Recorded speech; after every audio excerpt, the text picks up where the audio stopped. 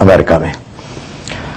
تو حضرت مزید اب جو ہمارا ٹاپک ہے پچھلے آداب معاشرت، آج ذرا مختصراً بتائیے کہ آج کون سا سبق ہے؟ آج آداب معاشرت کے حوالے سے 11واں سبق ہے، اور وہ آداب زیور، کہ عورتیں جو زیور پہنتی ہیں. یہ صرف عورتوں کے لیے؟ یہ مردوں کے لیے بھی جو زیور مردوں کے لیے جائز ہے، مثلا انگوٹھی مردوں کے لیے چاندی کی جائز ہے، تو ان کے لیے بھی یہ آداب ہیں. تو بنیادی طور پر عورتوں کے لیے آداب اس میں زیادہ ہیں، چونکہ زیور جو بطور زینت کی عورتوں کے لیے. مرد حضرت جو چین پہنتے ہیں گلے میں، جی وہ ابھی آداب میں آ جائے گا وہ. اچھا ہاں، تو زیور یہ بھی اللہ تبارک و تعالیٰ کی نعمتوں میں سے ایک عظیم نعمت ہے. اور حضرت صلی اللہ علیہ وسلم کا ارشاد ہے کہ میری امت کی عورتوں کے لیے سونا اور ریشم کا کپڑا حلال کر دیا گیا ہے، اور میری امت کے مردوں کے لیے حرام کر دیا گیا ہے.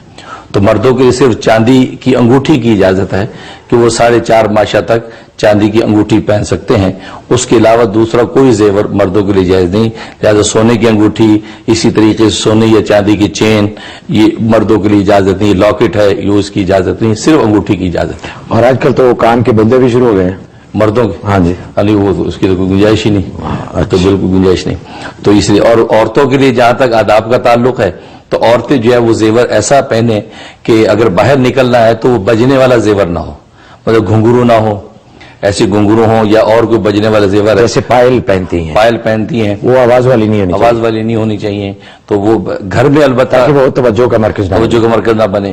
ہاں، گھر میں شوہر کی خوشی کے لیے یا اپنی خوشی کے لیے گھر کے حدود کے اندر وہ گھنگرو والا زیور پہنتی ہیں یا پائل پہنتی ہیں، تو اس میں کوئی مذاقہ نہیں ہے.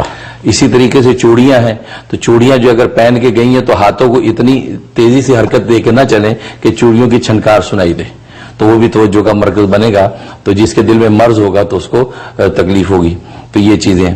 اسی طریقے سے عورتیں جو ہے زیور چھوٹے بچوں کو نہ پہنائیں، بچیوں کو نہ پہنائیں، احتیاط کریں، کیونکہ ان کی جان کو خطرہ ہو جاتا ہے. اچھا، بعض جو چھوٹی بچیاں ہیں وہ زیور پہنا ہوا ہے، اور ہمارے ملکوں میں تو ایسے بڑے واقعات ہیں کہ چھوٹی بچیوں کے کان میں بندے ہیں، تو چور اچکے نے اسے بندے کھینچے تو کان پھاڑ دیا، انگوٹھی چھینی ہے. بعض بچہ اغوا کر کے لے جاتے ہیں کہ بھی اس چکر میں کہ ان کا زیور جو حاصل کریں، پھر بچے کی بھی جان کو خطرہ لاحق ہو جاتا ہے. اس لیے بچوں کو جو ہے وہ احتیاط کریں. اور حضرت بڑا رواج ہو گیا ہے کہ جو نانیاں یا دادیاں جو بزرگ ہیں وہ بچیوں کو تحفے میں زیورات دیتی ہیں. جی، تو اگر دیں بھی تو اس کو سنبھال کے رکھ لینا چاہیے، بالکل، تاکہ مستقبل میں جب وہ بڑی ہو جائے تو وہ کام ہے. تو بچپن میں ان کو نہیں پہنانا چاہیے. اگر پہنانا بھی ہے تو اپنی کسٹڈی میں ان کو تقریب میں لے کے جائیں، اپنی کسٹڈی میں لے کے آئیں. یہ نہیں کہ پہنا دیا اور اس کو کھلا چھوڑ دیا، چھوٹا بچہ باہر نکل گیا تو اس کے لیے خطرات لاحق ہوں گے. اور اس کے علاوہ جو ہے قوم و ملت کے اعتبار سے جس زیور کے رواج ہے تو عورتیں وہ زیور پہن سکتی ہیں، اس پہ کسی قسم کی ممانعت نہیں ہے.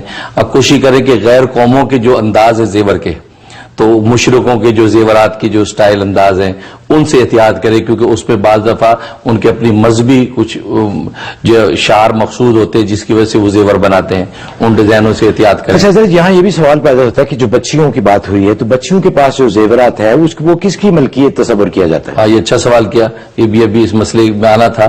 وہ یہ ہے کہ بچیوں کو جو زیور دیا جاتا ہے وہ صرف پہننے کے لیے دیا جاتا ہے، ان کو مالک نہیں بنایا جاتا. لہٰذا مالک والدین ہوتے ہیں، لہٰذا اس کی سالانہ زکوٰۃ بھی والدین کے ذمہ ہوگی. اچھا، کیونکہ وہ تو نابالغ ہے، نابالغ نہیں ہے. جی جی. اچھا، تو اس کی جو ملکیت تصور کی جائے گی والدین کی ملکیت ہے، لہذا وہ اس کی زکوٰۃ ادا کریں گے. اچھا. اور ایک شرعی مسئلے کا جہاں تک تعلق ہے تو سونے چاندی کے جو زیور ہے اس کی زکوٰۃ سالانہ پابندی کے ساتھ جو عورتیں نکالیں. اگر شوہر اپنی نقدی میں سے زکوٰۃ دے دے تو ٹھیک ہے، اگر نہ دے تو وہ اپنے زیور میں سے کوئی بندہ یا کوئی انگوٹھی کوئی چیز بیچ کر اس کی زکوٰۃ ادا کرے. اچھا، اس طریقے سے اس زیور یہ بڑا مسئلہ تھا جو آپ نے کلیئر کر دیا. اچھا حضرت، وقت ہوا ہے ایک بریک کا.